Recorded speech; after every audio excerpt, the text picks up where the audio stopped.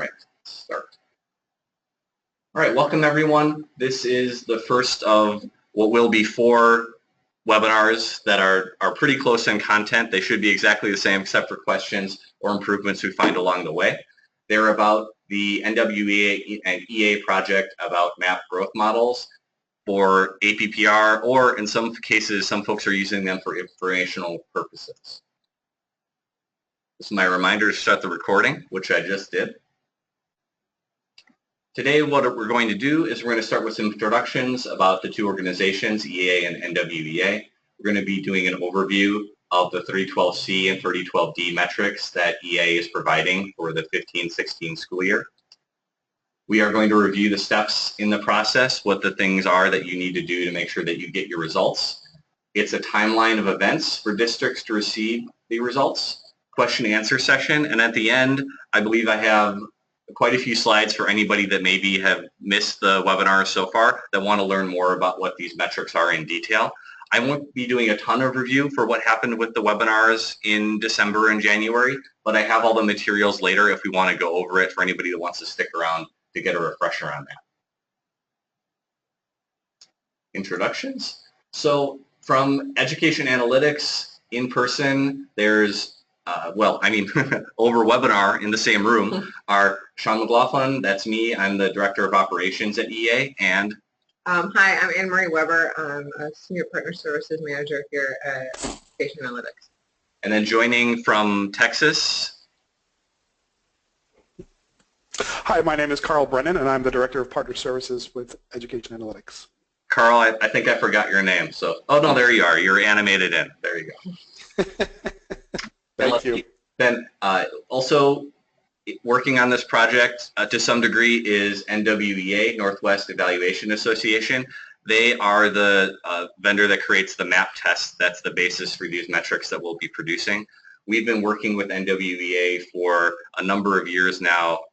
Possibly this is the 4th year of results.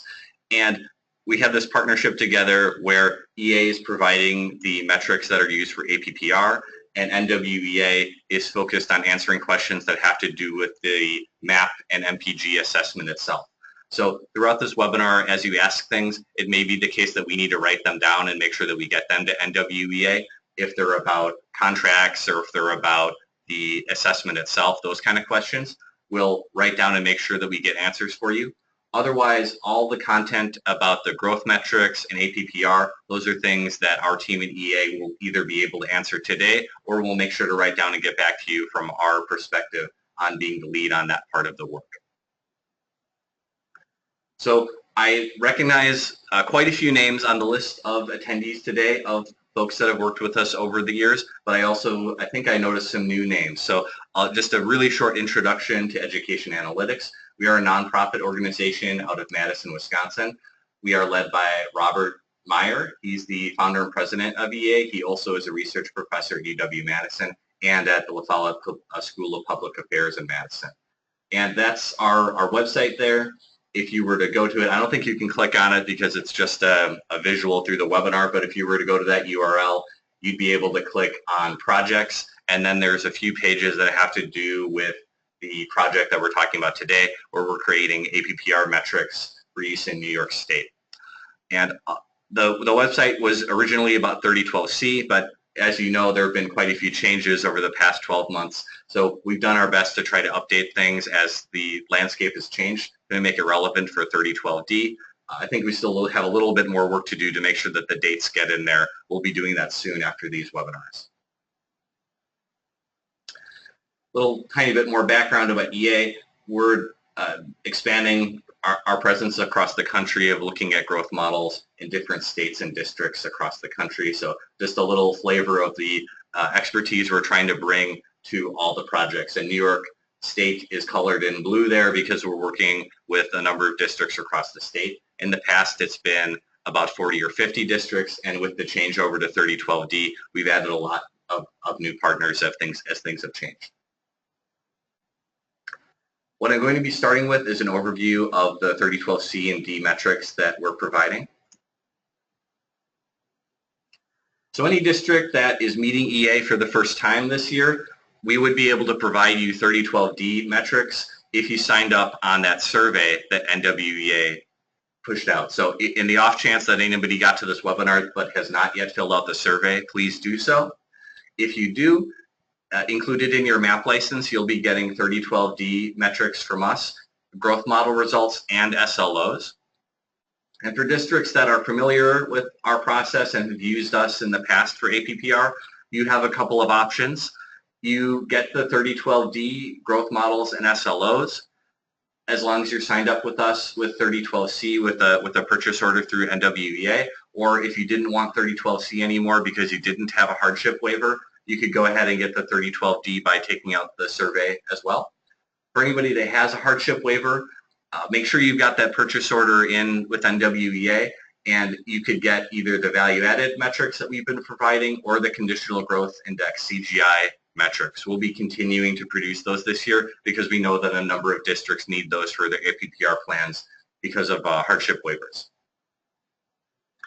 And again, if you have any questions, we'll try to monitor that as we go, and jump in again if you have questions. I'm going to go over a little bit more detail about the kind of slices of the metric that we have available for 3012D, and then at the end, I'll have time to explain in detail what exactly I'm talking about when I say SLOs or growth model.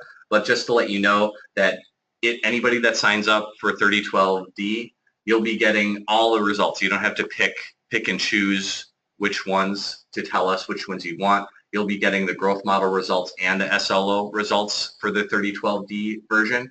That will give you teacher level results, grade level team results, and school level results. It will be for all the subjects, math, reading, and language usage combined. We'll also have subject specific, and we'll have reading and language usage combined into kind of an ELA type metric. For the teacher level, I want to emphasize something, and I'll say this a few times today, I think, is that teachers will get results if they teach in grades K through 10 in a mathematics, reading, or language usage course according to the SERS state course codes.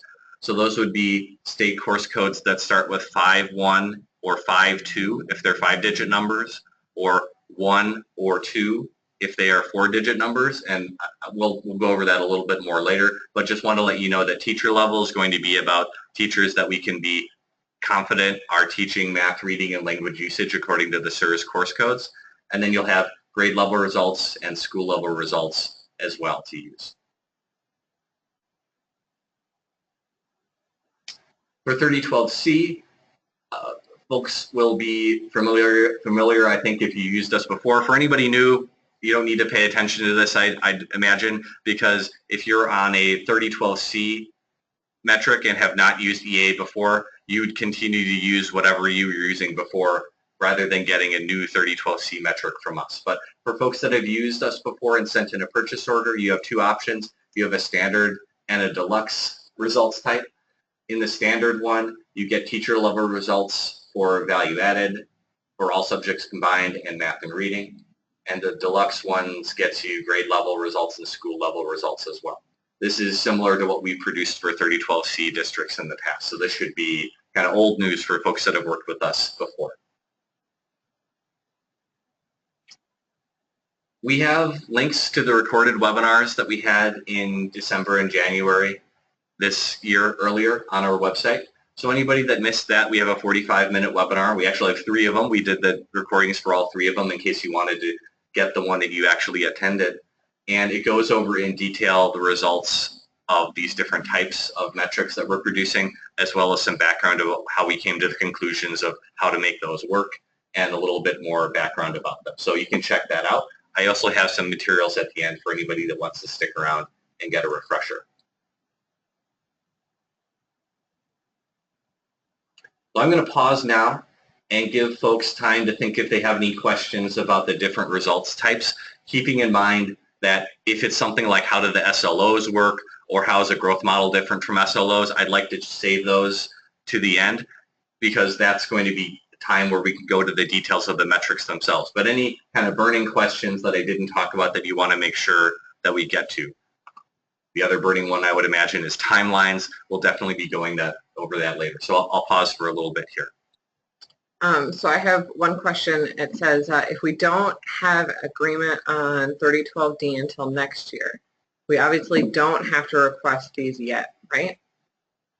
So you don't need them to submit them, but if you want to take a look at them now so that you have a chance to familiarize yourselves with them, you can still sign up and receive them for informational purposes. If you take the survey, there's an option to say, no, I'm not going to use them for APPR, but I'd still like to receive them. It's included in the MAP license cost this year to get those 3012D ones. So if you think that'd be useful, go ahead and sign up for them, but they're not required if you're not signed up yet for APPR with the state. 3012D. Drawn out answer.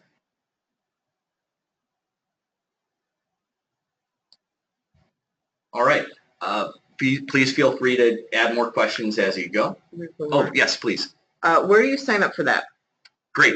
Anne-Marie, why don't you record that name and then get the email link to, yeah, all right. I'm gonna do that. All right, check your inbox. If that doesn't get to you, you can contact us through our website. If there's a chance that the emails that we're sending aren't getting through, perhaps. We've had a couple problems with that in the past where we need to get our domain whitelisted with the IT department. So hopefully that'll get to you and you'll sort that out quickly. Let's see, the next thing I'd like to do is review the steps in the process. First, we're going to talk about the data sources that we use for these metrics. Oh, yes, please. Oh, wait. I think I'm good. It was just 2 more people asking for the survey link. Okay, great. I got excited. We'll spam that out to everybody. Thank you. Yep. So, if anybody else, if you want me to send you that custom survey link, each district received a different survey link. So I'll make sure if you just want to send in on the questions chat feature, just say, I need the survey link again. I'll make sure to email you the exact link that you need. And it's possible as well that someone else from your district might have filled it out already. We only need 1 response per district, but we'll definitely put those out again. And if 2 folks take the survey, that's not going to be any problem for us. So and I can also look that up. So before I send it, I'll look up to see what their response was, if there was one or not, and I will email you regardless. So great. And I guess I'll just internally thinking, and if it's a no, maybe people have changed their minds too. So we'll make sure you get a chance to say yes if you want to. So the first thing I'm going to talk about in the steps of the process is about data sources, including SIRS data, the Student Information Repository System data that you already provide to the state for different purposes. We use that as part of our process. And then second, I'm going to be talking about all the steps in the process together. There's 2 sources of data that we use for all these types of metrics, either for 3012C or 3012D. We use the NWEA MAP data. That's the fall and spring test scores for your students in grades K through 10. I have this note here that we do not use NWEA's class roster files to determine which teachers teach which students. This is very important for folks that have not used our process before, that are not familiar with it. This is a common misunderstanding we had with districts in the past that were new to us as we started the 3012C process. We met with NWEA and they've been collaborating throughout this process. We also have an advisory council that has met a number of times to try to determine how is the best way that we can create these metrics. And we determined that we should not use the class roster files because they are not designed for this purpose. They are not filled out in a consistent way, and they are not as detailed about student-teacher relationships as the SIRS data is. So for that reason, we go to the SIRS data for a number of fields. That's how we determine which are the math and the reading courses. That's again by those codes that I mentioned earlier, 5-digit codes that start with 51 or 52. That would be for reading or math. Or 4-digit codes that start with 1 or 2. That would be for reading or math again. SIRS data is also how we identify which teachers are teaching those courses and the teacher's instructional responsibility for the course. There's a lot of rich data in the SIRS data that we collect, It has things like start and end date for the courses. There's literally an instructional responsibility weight. There's an exclude from evaluation indicator for students. There's a lot of interesting stuff that we've been able to come up with rules by talking to the state, to RICs, to districts about how are folks filling these out and what's the best way to use them. We also use the SERS data to collect demographics for students and program participation, such as free reduced price lunch. That allows us to do demographic adjustments to do an apples to apples comparison of how did your students grow compared to similar students from participating districts. Those adjustments are used with the growth model and the value added model. They are not used in the SLO or the CGI metrics that we've used. Here's an example frequently asked question from materials that we have, and these are posted on the website. Again, they need a bit of a new paint job for 3012D, but a lot of the underlying ideas are very similar. So it would be good background for anybody that's looking for more information about the process. So EA receives your district's SERS data to determine which teachers are taught courses that are designated math or reading or ELA based on the state course code. So here we have a visual representation of a K through 10 math or reading or ELA course, and here's the teacher associated with that course. We also use SERS data to look for students that are linked to that course, and then also for how long they're linked to the course. In this way, we can make sure that we're taking into account were students there for just a short period of time or a long period of time when we're doing that growth model and that value-added type model. Again, the orange note, class roster files are not used in our analysis in any way. If you want to know more about how we use the SERS data in our process, we have a handbook of rules that we established in collaboration with the advisory council made up of districts that have participated in our process. We were also advised by RICS, and we also talked to the state a little bit about it. The rules can be found and be downloadable from a handbook that we have on our website, and that's a little screenshot of what it looks like. Look what you're looking for there, that link there. Our rules will be very similar for the growth model for 3012D. So how are we obtaining SERS data? We're currently in the process of contacting RICS with SERS data specifications and collection timelines, in which case that RICS will be willing and able to help us. We'll be setting up accounts for RICS to submit data securely to EA, and the RIC may be in contact with you regarding data sharing permission agreements to make sure that everybody is on the same page about what's being transferred. This is the process we've used in the past, where a number of RICs have helped us out in the past and helped districts out in the past to make sure that the process goes smoothly for transferring those data. But in the event we are unable to collect SERS data through your RIC, we'll be reaching out directly to districts to collect those SERS data. We don't require any transforming of the data to new data specification type things. We want them in the same way that they're necessary to submit to the state. So it should be a matter of just collecting those data files in the format that they're already submitted and then getting them over to our team. And if you have questions about that, definitely contact us, reach out to us. We'll be hopefully getting RICS to participate with us again to make this pretty easy and something that should be pretty turnkey for you. But we'll definitely reach out as soon as we know if we need anything from you directly from the district level.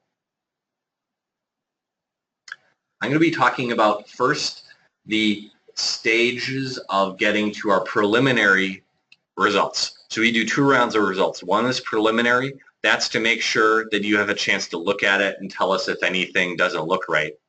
Then there's a final results phase. Those are the only ones that should be submitted to the state.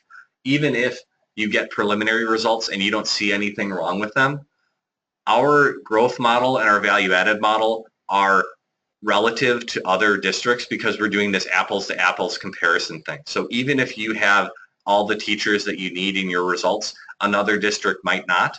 And by getting those other teachers in from other errors that might have happened elsewhere, that gives you more accurate measures to use for the final results. So that's why we always recommend just look at the preliminary results to make sure if there's anything missing or if it looks funny, don't submit them.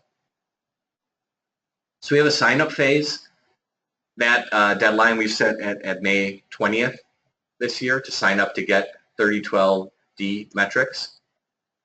Then we'll be collecting data from RICs or districts and NWEA. RICs or districts would be providing the SIRS data. NWEA would be providing the MAP test scores. Those are going to come in hopefully by June 20th this year to EA. In addition, and I'm going to talk about this a little bit more shortly, we're also hoping to collect expected teachers templates. Those are extra data files that we're hoping to collect. That would be a way for your district to tell us at EA which teachers you need results for this year.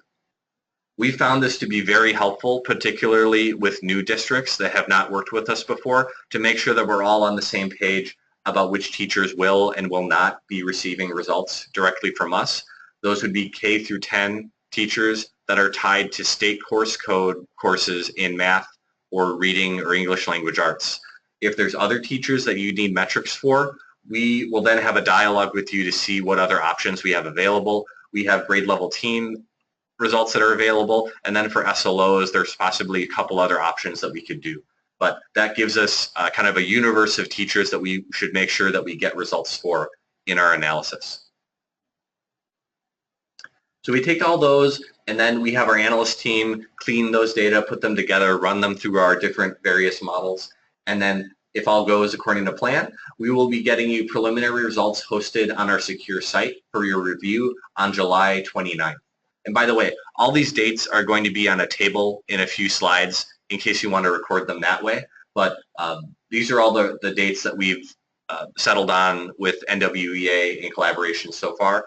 We've determined over the years that this is about as fast as we can go on this. We've had numerous requests over the years of how can we get results sooner, and because of all the different moving parts with this and the state's requirements on things, this is about the fastest we can go. Now we have the final results stage. So everything up till then was how we get to preliminary results. Then there's a period that we call the embargo period from July 29th to August 12th this year.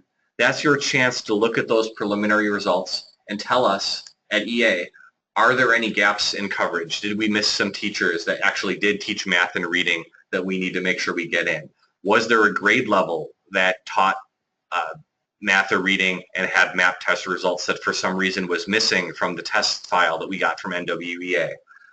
Is there anything else that we want us to investigate before we do the final run? Those are a couple weeks where you could get us all those questions, and we can do our best to address those in the final results. So if you get us feedback by August 12th, that's the deadline so that we would be able to then turn those around and get results back to you a week later at August 19th. Again, those would be results that are hosted on our secure site. And we do not submit those results to the state. We just give them to you at the district. And then it's up to you to either use them for informational purposes or submit them to the state, get them to your teachers. All that's in your hands at that point. I'm going to talk a little bit about the expected teachers templates. And this again, and I'll go back one slide. In this embargo period here, from July 29th to August 12th, that's the period in which you'll have a chance to review results. And before that, as part of that, by June 20th is when we want this expected teachers templates to you. In the preliminary results, we'll be giving back to you, did we end up getting results for all these teachers that you told us should be getting results this year? And help us with quality control. We'll be sending diagnostic files with those preliminary results so we can work together to track down issues of missing teachers. And we'll send out the template to the district contact that's been indicated in either the survey this year or an existing contact that we've used in the past for 3012C. We'll be sending out these templates after we complete these webinars. This is just a little screenshot. I know it's impossible to see. That's just to get a flavor if anybody worked with us in the past, if that's a visual reminder for what this is. So we'll be sending that on along with instructions in a little bit after the webinars are completed. For the secure file transfer to districts, we've been using box.com in the past and plan to do that again this year at the district level. We'll have folders for every year of results that you've used us in the past. And then in this folder over here, you can see all the different folks that have access so far. So we'll be using for new districts the APPR contact that is designated in the survey. Otherwise, for folks that have used us in the past, you'll probably see a little laundry list of folks that have all been involved with APPR over the years. So we can remove or add access as long as you let us know if you need that changed. So we're going to default to the primary point of contact for APPR for new districts. And for 3012C, it's last year's existing users.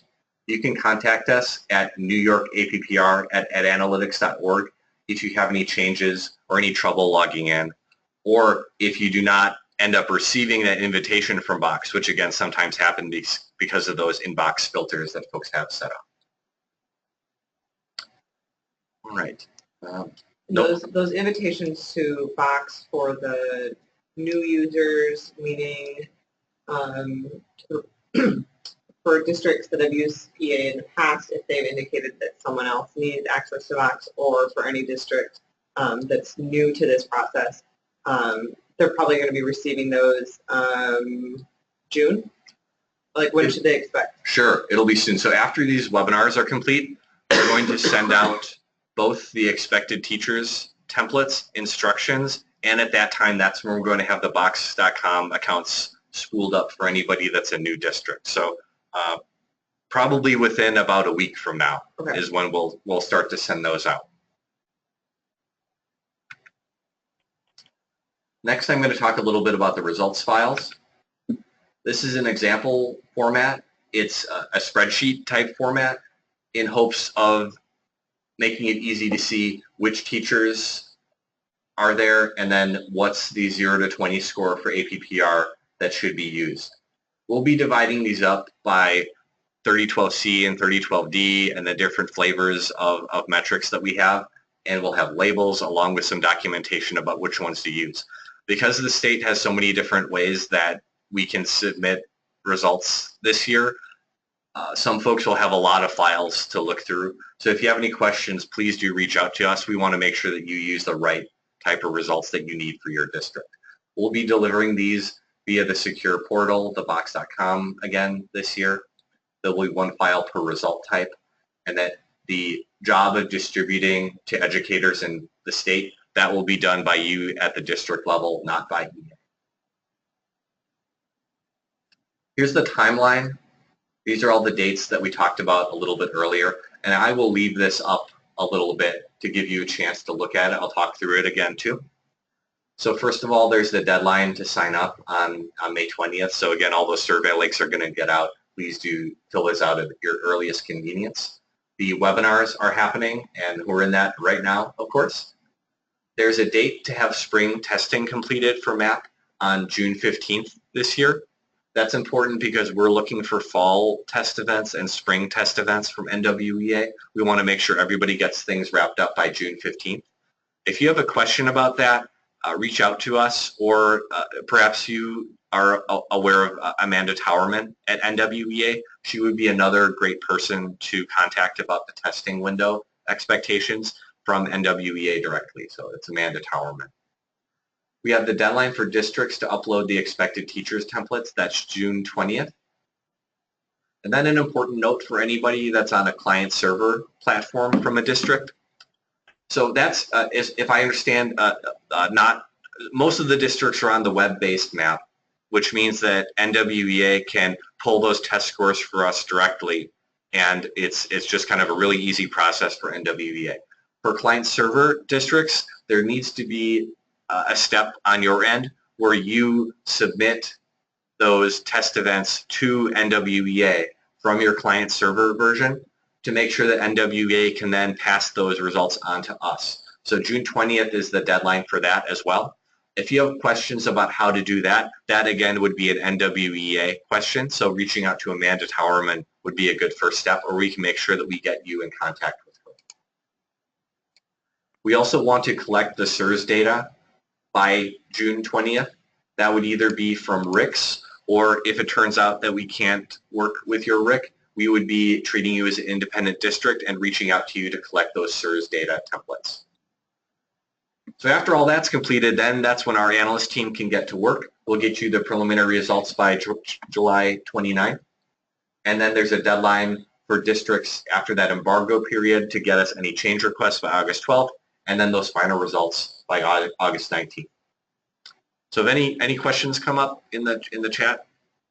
Not right now, but maybe let's give them a few minutes to think about that. All right. Just take a breather here. I've been talking at you for quite a while.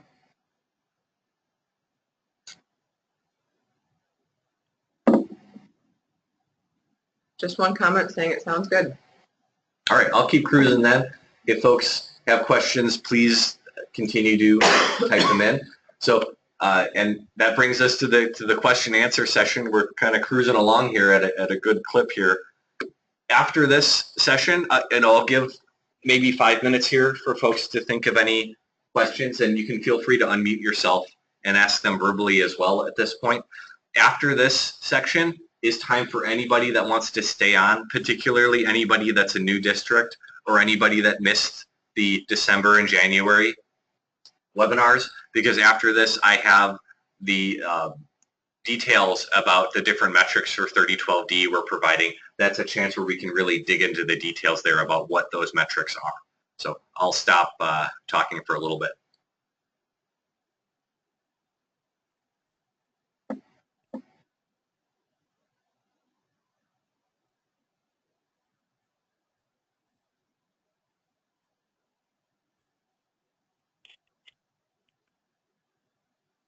Ed, it sounds like you have a question. If you'd like to unmute your phone and let us know what you need. Okay, so the question I have is there any way at this point, we've already started our testing for NWEAs for the spring, and if we just got notified in the last week or so that there were a couple students that were pulled out of math and ELA classes and put in other teachers' classes during the year, and the templates and the sessions are all in place for the NWEA testing, is there anything at this point in time we can do to make sure those students don't count towards those particular teachers? I'm thinking besides redoing all the templates and the sessions, the answers at this point is no. So I think we're going to have a good answer for you with this, but it might be a little bit complicated. So bear with me here. Is that so all the setup that has to do with NWEA side about who the teacher of record is or these testing events, I believe what you're telling me is that you've set that all up with NWEA in a certain way and you don't want it to work that way. So all those data files that you filled out for NWEA, our team at EA does not use those at all. We look at the SIRS data to determine which students should count for which teachers. So we'll be looking at the association based from your data, what's the name of it? I'm blanking. The data warehouse. Data warehouse, right. The data warehouse about which students were in which teacher's classroom for which dates, and that's how we're going to attribute which students should count for which teachers. Okay, I don't want to belabor this, and I know it's like a particular question for us, but if it was never set up in our information system and didn't go to the data warehouse, there's no easy way to just say to EA, eliminate this kid's score from this teacher's list. That's not something that's going to be able to be doable very easily at this point. We can handle change requests like that. The sooner you can get those in a standard format, the better. And you can send those on to us, special request type things, and we'll do our best to accommodate those. We don't want to be making changes that are about, like I'll say things that we don't want to be doing. We don't want to do things like something that's labeled a physical education class and say we want a value-added measure for that teacher. We won't be able to do something like that. That's really against the advisory council's advice on how these metrics should work. But if there's something like, here's an AIS course that really should count as the student's primary reading course and there is reading instruction happening in it, please change that. We can make those kind of good faith requests, or this student had something really strange happening and we all agree that it would be best if that student moved a classroom or did not count, we can accommodate those kind of requests as long as they come in a very clear way for our analysts to interpret. Okay, and last question, I thank you for your time. Who exactly do I contact to submit that request? You can use, and I'm sorry, I should have clicked one more slide here as I was pausing here. At the bottom here, for now, please contact New York APPR at analytics.org. We can then divert that to the right folks, whether that's a question for NWEA or a question for EA. If requests come in that way, we can accommodate it in that way. But please do not send us personally identifiable information about students to that address, but things like move this ID around, we can handle that through that email address. Got it. Thank you. You're welcome.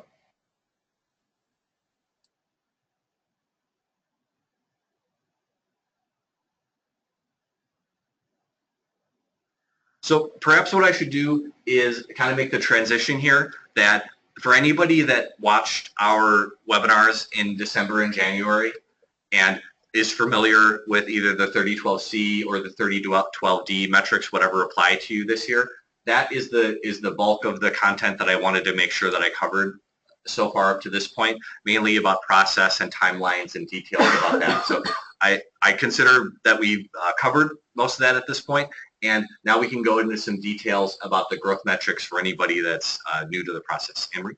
I just have a comment from one of the people. They said, well, they filled out the survey but didn't realize that they could get these reports without having to use these for their 3012D plan.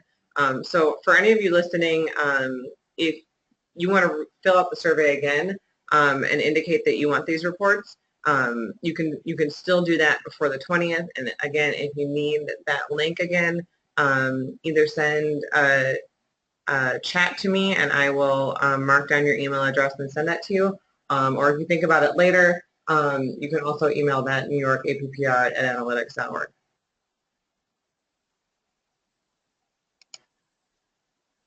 Great. So I'm gonna say thanks for getting up. Well, maybe not so early for school folks, but pretty early for us and joining us for the process webinar here. I'm going to stay on, and if anybody sticks around and wants it, I will go over the metrics in more details. But thank you for your time for anybody that joined us, and we'll let you out, it looks like very early.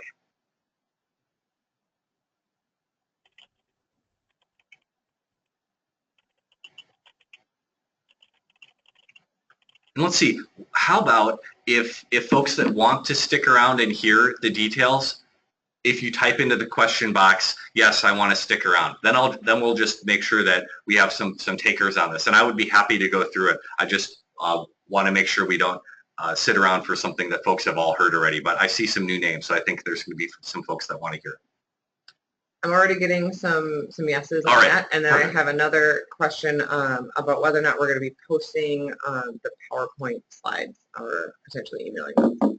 We will host this recorded webinar here that has all the narration that goes along with it and put that on our website so that folks can look at that and have it and be able to view it that way.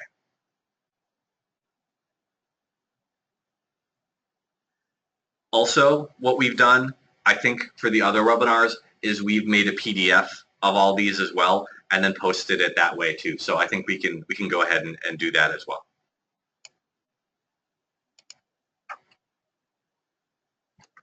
All right, and if I made this PowerPoint right, in extra resources, it's going to be talking about this kind of stuff. So I'm about to transition to talking about 3012C and 3012D. This is going to be exactly the content that was from December and January already. So thank you for anybody that joined us already for those earlier in the year and wants to drop up at this point. Thank you for your time. And I'm going to continue on with this review for other material that might be new for some folks. All right, so let's see. I'm going to familiarize myself with this. Okay, so first I'm going to talk about 3012C. So this PowerPoint is framed in a way that first we're going to talk about 3012C, the past, the the way in which EA has supported a number of districts, 40 to 50 districts over the last few years in APPR, and the metrics that we've produced for them, and then talk about the changes that are happening this new year. So even though this says 3012C, the vast majority of this also applies to 3012D. So it's still useful information to talk about. So this is a little picture here of, and that's me way in the back if you squint. We've been co-developing through the advisory council that has had representatives from the New York school districts that have participated with us. NYSED, NYSUT both participated in the first part of this. Our team at Education Analytics and NWEA also sent representatives. And our goal there was to talk about all the different ways that we could make these growth models work and what was really getting at the policy outcomes and also compatible with the law that the state was putting out to make sure that we got the best metrics possible for districts. So for 3012C, again, thinking back in the past, anybody that has a waiver that has used EA before could be using these, or this is more background to familiarize yourself for any new district about how EA thinks about things. So for 3012C, there are two growth models that we produced. One was a value-added metric, and what that did is it measured the contribution of educators to student growth, and it did so by comparing the growth of your students to similar students from across the state from participating districts. And when we say similar, we mean that we accounted for adjustments for things like English language learner status, special education status, free reduced price lunch status, etc. So we were trying to get an apples to apples comparison of how did similar kids grow, and to determine did your students grow faster or slower than that and by how much. We also had a different growth model because some districts wanted to have two ways to use MAP under 3012C, and the state allowed that as long as there were a different metric applied.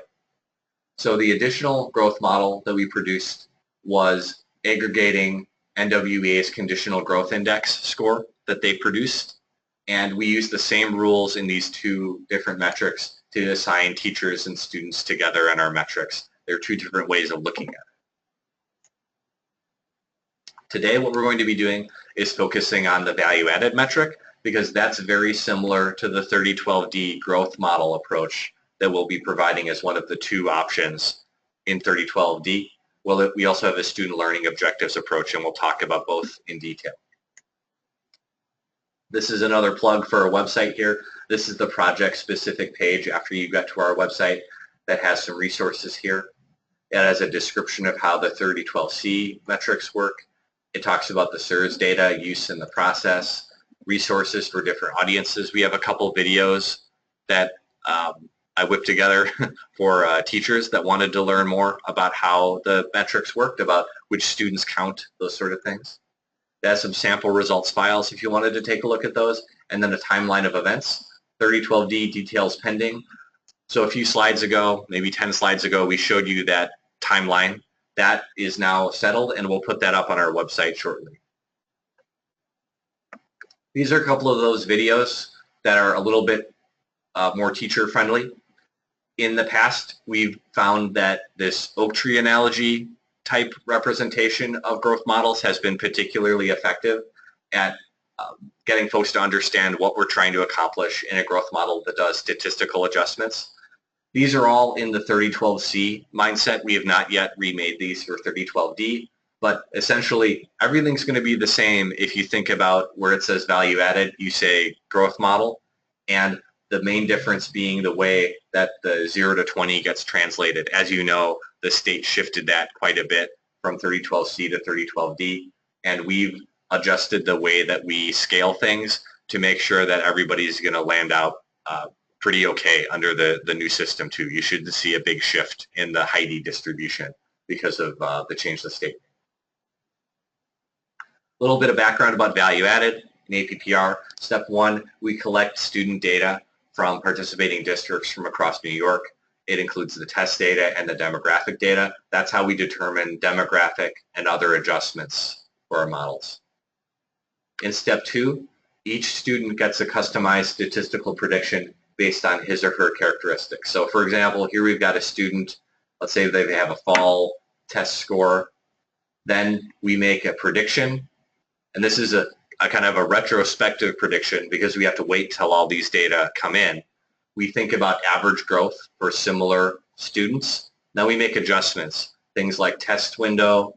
Did you have kids test late or early in fall, late or early in spring? We make an adjustment for that. So we make sure that that doesn't unfairly advantage or disadvantage teachers. We do adjustments for gender, race, ethnicity, ELL status, free reduced price lunch status, special education status, and all that comes together to come up with a customized prediction that represents average growth for similar students from across districts. And that's kind of this goal for that student at that point in our model. Then we determine whether each student exceeded or did not meet prediction and by how much. On the left, here's an example of a student that has a peer group that grew where this dotted line is, and then this student grew faster. The student exceeded prediction by 5 points. Here's an example of a student who gets his or her own customized prediction over here, and then it turns out the actual score for that student was not that high. So we have an example of a student who exceeded and an example of a student who did not meet that predicted score. Then at step 4, what we do is we determine, on average, did the teacher's students tend to exceed or not meet their predictions, and by how much? That ends up being how much value did the teacher add to the student's growth. So that's where that goofy term value added comes from. Teacher A, you can see here in this little visual depiction that on average, a lot of these students are beating their predictions by quite a bit here. So apples to apples, this teacher's students ended up beating their predictions, growing faster than their peers by a little over 3 points. We would say that that teacher has above average value added. Teacher B, looks like his or her students didn't do so well. They did not grow as fast as similar students from across districts that are participating by about 1 point. So that would lead us to believe that this teacher has below average value added because his or her students aren't growing as fast as similar kids that have. And again, similar, we make all those adjustments for free reduced price lunch status, English learner status, etc. That's all baked in here in our comparisons of how your students did compared to other students. Then at step 5, we convert this to a 0 to 20 based on the Advisory Council's default translation. This is the 3012C one. We've made an adjustment to this to try to get the same spirit of what the Advisory Council wanted us to do a few years ago when we had more time to think about what is the real distribution that we think in reality and how can we match that in the different labels that the state has mandated. So here you see if a teacher has a lot of students that are not meeting their predictions by a wide margin, that's a case where we would give a low score on the 0 to 20 scale. And then over here on the other end of the scale, and I hope you can see my mouse as I'm like circling things. On the right here, Ms. Smith has her students are beating their predictions by a wide margin. That would mean a score high in the scale. And an average teacher whose students grow on average the same as similar students from across the state, from participating ones. In 3012C, that teacher would get a 13, putting him or her in the middle of the effective range. And under 3012D, because things have shifted, that teacher now would get a 16 to put that teacher in the middle of the new effective range. So if you're average, you're going to get in the middle of effective. If your students are growing faster, you're going to get a number above whatever that average is, and that would either be 13 or 16 depending on which law you're under. This is getting kind of complicated. And then students not meeting average would get numbers lower. 2 sources of data, I already went over this. MAP data for the scores, SIRS data for everything else about which students are linked to which teachers, demographic adjustments, etc.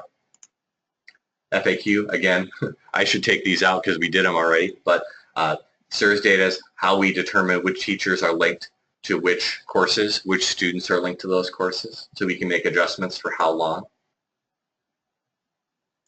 SIRS data we use. So I'm going to pause now again. For anybody that's using us for 3012C that has a hardship waiver, that any questions about that, ask us now, because next we're probably going to get to the part that everybody really wants to hear, is the 3012D part of this. So I'll pause here. I do have one question. It says, is the new scale available to share with teachers or administrators? I think by new scale you mean the 3012D scale, so let me know if that's incorrect. Yes, I'm going to show that in just a little bit to show how that scale works out in the next section. So we'll get into details there, and then if it doesn't have exactly what you need, let us know again, and we can make sure we'll follow up with you.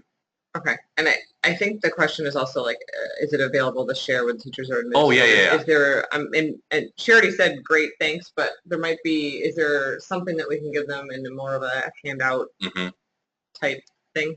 Yeah, so perhaps as a first suggestion, because I think we can get this up maybe even today, is we'll have the PDF of these slides that you could share out if the slide itself has the right kind of content to answer your question. So let us know in the question after we cover this section if this meets your needs or not, if imagining they had a PDF of all these slides. All right, I'm going to start with high-level highlighted changes here from 3012C to 3012D. First of all, the state started approving combined approaches now of assessment and growth metrics. So that's why NWEA and EA officially submitted a joint solution here for 3012D. In the past, there was a list of assessments that districts could use, and then the districts had a pretty wide latitude to come up with any kind of growth metric that they wanted to, as long as it got approved by the state. Now the state is approving these combined approaches, which is why NWEA decided they wanted to work with us. After, well, I won't read too much into the motivations, but I imagine it might be because of some positive feedback and co-build approach that we've had with districts to try to come up with a good, responsible solution here. But I suppose you could ask them for the full picture. In 3012D, as opposed to C, we have a growth model approach and a student learning objective approach. In the past, we had value add and CGI. Now we have growth model and SLOs. There's new 0 to 20 APPR cut point ranges, which we'll talk about in a little bit. And we are going to, for the first time, attempt to use NWEA's language usage assessment as well. That has gotten on the approved list for the state of assessments that can be used. In the past, it was math and reading. Now it's language usage as well. The growth model approach. So if you were listening intently to the 3012C part that I just talked about for value added, it is very, very similar. So on the left side here, we have the things that are similar. The use of SIRS data for rosters and course identification, adjustments for characteristics of students, average effective educators on student growth is what we're measuring. It takes into account the degree to which students grew faster or slower than peers, et cetera, et cetera. So all that stuff's the same. What's different? We have a new translation, and that was required based on the state changing how they wanted that 0 to 20 to roll up. So we saw that difference, and we adjusted to try to get the spirit of what the advisory council told us a few years ago about how they wanted this to work. We looked at the new cut points and then came up with new ways to translate, which we'll look at in a little bit. And then the other difference is the thing I just mentioned, the language usage assessment is now included. Here's that scale change. So the old scale had this really wide band of effective. The new scale has a really narrow band of effective, 15 to 17, and then this ineffective band is pretty massive. So we did not want to keep the translation the same and have the average teacher to end up barely developing. It didn't seem like that's what we wanted to have happen. So the average teacher, we moved that up to be in the middle of the effective range to keep the notion that if you're a good teacher, you're growing kids as fast as other good teachers from across the state, we're going to put you in the middle of that effective band.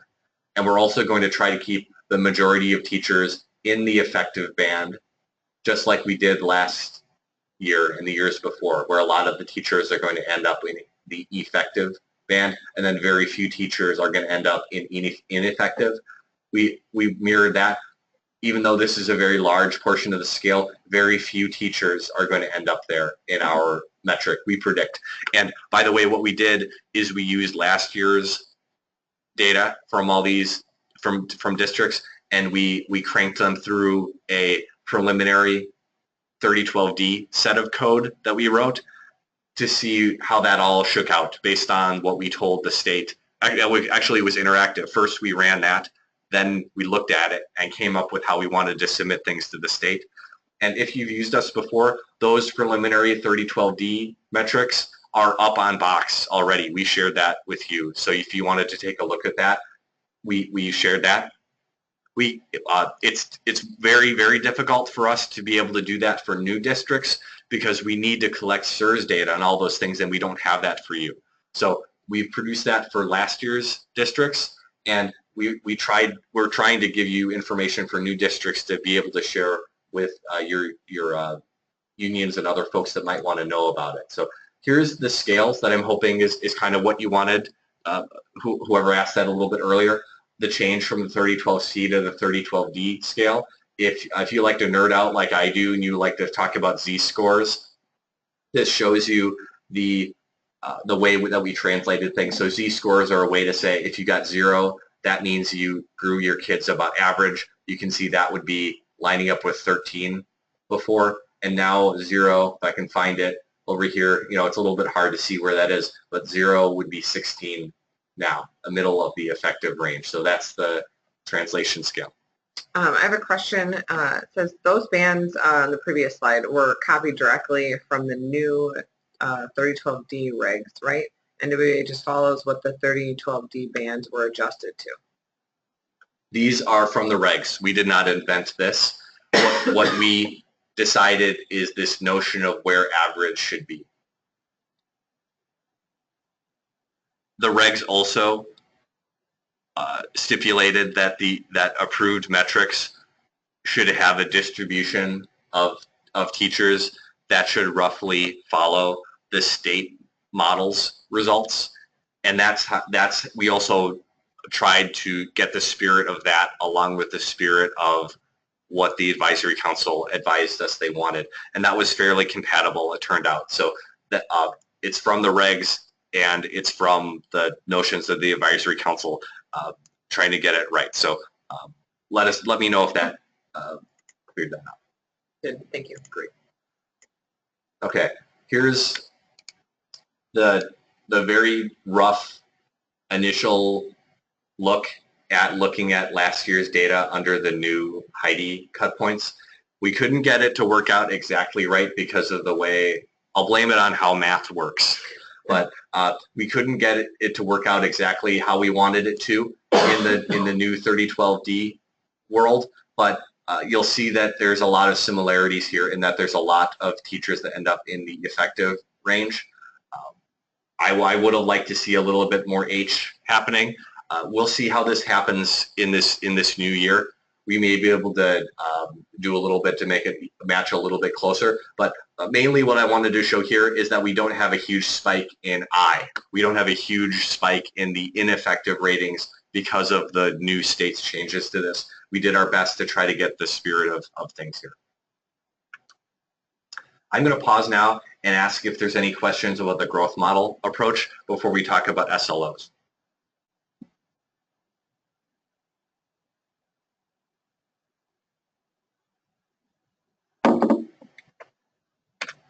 Okay, so now what I'm going to do is talk about the key differences between the growth model and the SLO approaches under 3012D. So first of all, what are we comparing? So comparing the growth of a student to, under the growth model, it's the growth of similar students, and we account for the starting point demographics of students, etc. In the SLO approach, it's comparing the student's growth to a predefined target. It does not have all those adjustments for English language learner, for free reduced price lunch, etc. We could not make those adjustments, or we did not make those adjustments in the SLO approach. It takes into account in the growth model the degree to which a student met or did not meet typical growth. So if a student beats average growth by 1 RIT point or 10 RIT points, you get different amounts of credit in your results. Or if a student doesn't meet that target by 1 RIT point or doesn't meet it by 10 RIT points, that difference matters. It takes into account the magnitude of the meeting or not meeting.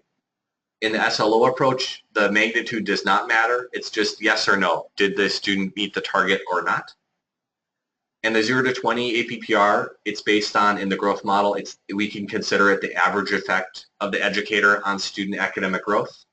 And in the SLO approach, it's based on the percentage of students that met the target.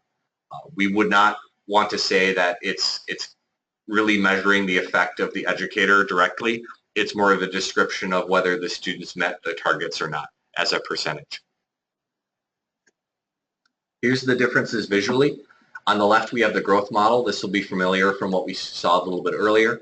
There's a predicted score for the student apples to apples for similar students from across participating districts with adjustments for demographics and those sort of things.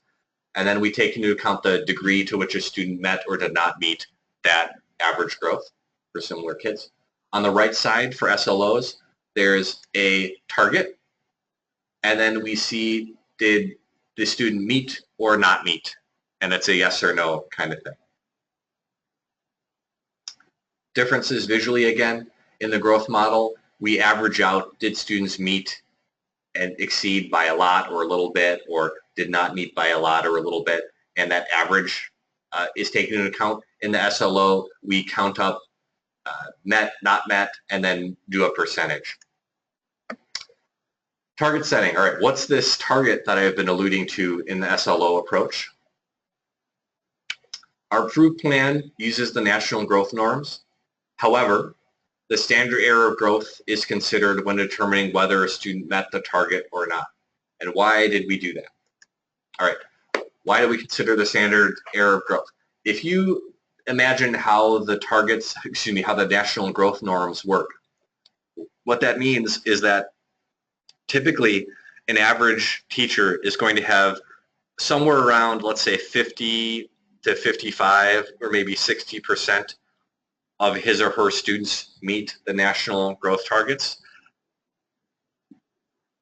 And if we, and that's for an average teacher. So a teacher that's typical across the country is going to have about 50% of his or her students meet the growth targets. So if we use that, the average teacher would be here in the ineffective band of Heidi.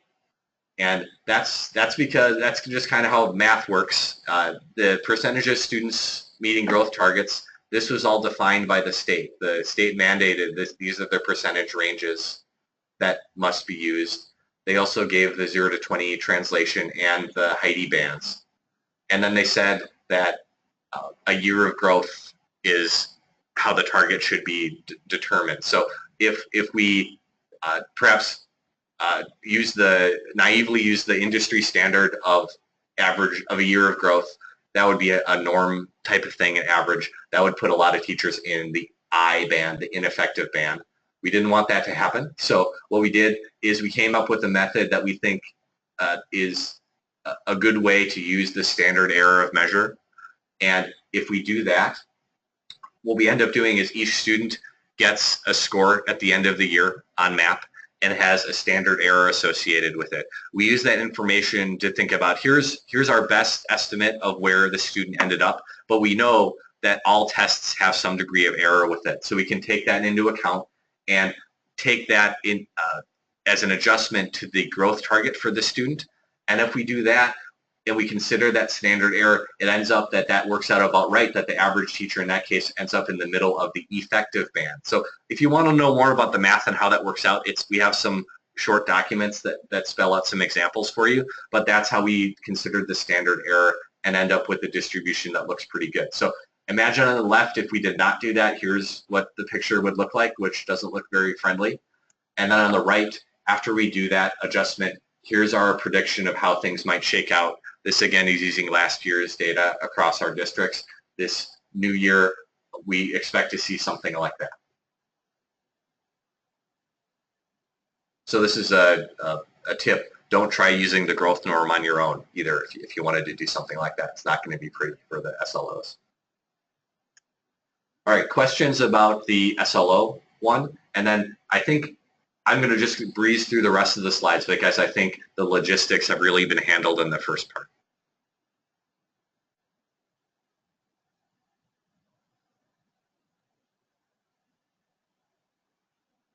I'm not seeing any questions, but if you think of anything, oh, here we go. So we must use the SLO model. Who is that from? It's from Daniel. Okay, I'm going to try to unmute Daniel. Or Daniel, can you unmute yourself? I unmuted. Great. Could you expand on that a little bit? I want to make sure I understand your question. A couple of slides ago, you were comparing the growth. It said 3012D growth, and then SLO. You had two different ones. So yeah, you got the growth model and the SLO model.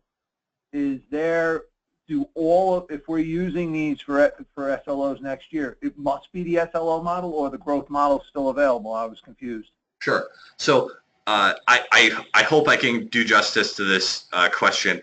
The way we've been trying our best to keep up with the way that the state's framing these things for what's acceptable and what's not. So we looked at the 3012D regulations, and there were two ways in which we could give metrics to districts based on the different kind of flavors of what the state allowed for acceptable metrics. And they allowed submissions for growth models, and they allowed submissions for SLOs. So what we did jointly with NWEA is we came up with a solution for both of those for 3012D. And for anybody that answers yes on the survey, you will receive both of those from Education Analytics as long as you get us your SIRS data and the map data comes through. As long as all those dominoes fall, we'll get you both the growth model and the SLO results from our end. And then it's up to you at this point to think about what you wrote or what you plan to write in your APPR application to the state. Literally, what did you write in there for what you wanted to use? Both the growth model and the SLO are options that we're providing. It could be that you want to use both of them somehow. There's these backup SLOs, but now that you can't use the state test, I'd say I'm not the greatest resource in the world to think about what districts currently have to deal with to think about how to comply, but we're giving both of those to anybody that signs up. So if the district decides to say we want to use both, does that mean that for grades 3 through 8, say, because we use them 3 through 8, that the middle school can use, and does it have to be applied to teachers the same, or could it be applied to different teachers' SLOs depending on which one we'd want to use? Understand what this question making sense? I think it's making sense, and I think I'm probably not the authority on what the state would say is acceptable on that. But from our perspective at EA, we will be giving you all the pieces if you can find a way to write a plan that the state would approve that would allow you to pick and choose which ones for which teachers. So you will get SLOs for all the math and reading teachers. You will get growth model for all the math and reading teachers that are on those SIRS state course codes. And then you get grade level team results for both, and you get school level for both. And then I wouldn't want to overstep my bounds on getting you down a wrong path of you can do that and then having the state say you can't. So we'll give you the pieces, and then I think I'd unfortunately not be the authority on letting you know will that be acceptable in the state's eyes. Got it. Thank you very much. No problem. Another question. Great. Are all the statistical evaluations available only for teachers of courses tied to ELA or math SIRS codes?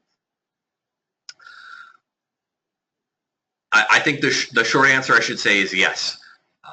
Let me see if I can get to this slide I want to show.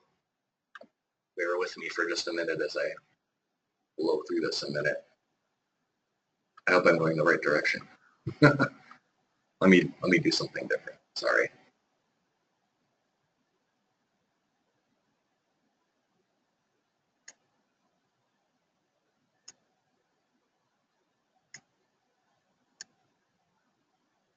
Oh, my computer's sad. Okay, so for 3012D, you will get growth model results and SLOs and all these different kind of slices and dices kind of thing. So school level results will include all the kids at the school aggregated together. So there'll be one number for the school of all these different flavors. The grade level teams, what you'll get is, for example, we'll put all your third graders together, all 300 of them or however many there are, and we'll create a number that's for all the third graders together, for all the subjects combined, and for math, and for reading, and for language usage, and reading and language usage combined. But at the teacher level, and this is on the advice of the advisory council from a number of years ago, is that these are metrics that we want to produce at the teacher level only for teachers that are responsible for the instruction that's aligned to what's tested on the MAP assessment. That means teachers that are in those codes that I mentioned that look like math or reading or language usage courses according to the state. We've in the past made exceptions where you at the district level can tell us that this is actually a reading course. It's just that it's not coded as such. And we'll do good faith on that so that if it's an AIS course or something like that, that might be a place where students go that get a variety of instructions in kind of a specialized setting. For those kind of things, we're comfortable making changes to that. If you're able to articulate to us, these are the courses that need to change that way, but we don't want to go down the route of changing social studies courses or the computer course and that kind of thing. We know that that potentially puts folks in a little bit of a tougher spot due to wanting to potentially use these metrics for as many folks as possible. But we're trying to honor the advice from the advisory council as well as NWEA in the way that they want their tests used and the way that the state has approved this to be used for the state's approval process was for teachers in these content areas. We're thinking about one additional possibility, which is for the SLOs to give you a student level file that lets you see all the kids in your school and whether or not they met the growth target that we made the adjustment for. We would not be producing a teacher level metric that aggregates those in different ways, but you'd have that student level information in case you wanted to make adjustments to roster kind of things, but that's not something that we would directly support. Jen, let us know if that answered your question or if you have any follow-ups to that or if you'd like more information.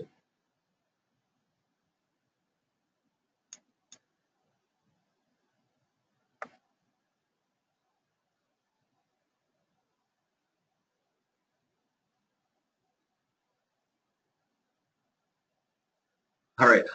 As I kind of zoomed out on the on this, I see that I even put the oak tree analogy in here. But I'll spare folks unless I get the question box says, yes, please do the oak tree analogy. I'll do that in 10 minutes. Otherwise, we can wrap up. So I'll defer to the question box about, yes, do the oak tree analogy, and I could do it if folks want.